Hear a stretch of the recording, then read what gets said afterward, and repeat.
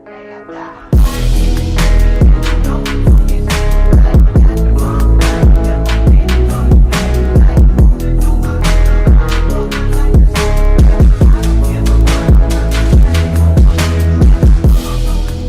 ideas in any game genre cannot remain unnoticed for too long, even if they come from an early access game of a relatively small studio. Every Last Epoch fan knows by now that with 1.0, a new trading and faction system will come to the game. 11th Hour Games' solution to the trade problem was so simple, yet elegant, that it just makes you wonder why nobody has done it yet. Everybody loved it instantly. The response was overwhelmingly positive. It addresses the wishes and play style particularities of both traders and solo players in a natural way, without any conflicts between the two factions. Now comes the next question. Will the current ARPG leaders like Path of Exile and Diablo 4 do something about it?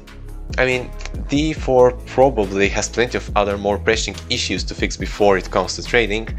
The game doesn't have enough stash space 7 months after its release, so who cares about trading here, right?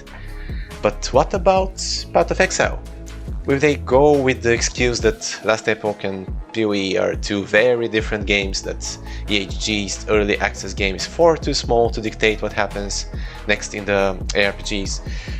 Well, since GGG genuinely cares about their player base being happy and getting what the industry can offer, they listened alright. And not with some vague reference to some other games that maybe did this and that, and they directly said that Last Epoch is doing something that people adore, and more or less they are forced to do the change as well. This is from the most recent interview conducted by Zizeran. Listen.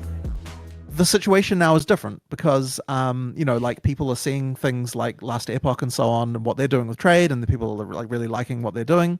And so then I don't know that we live in a world anymore where the current system that we have is good enough. And so that means that we have to change.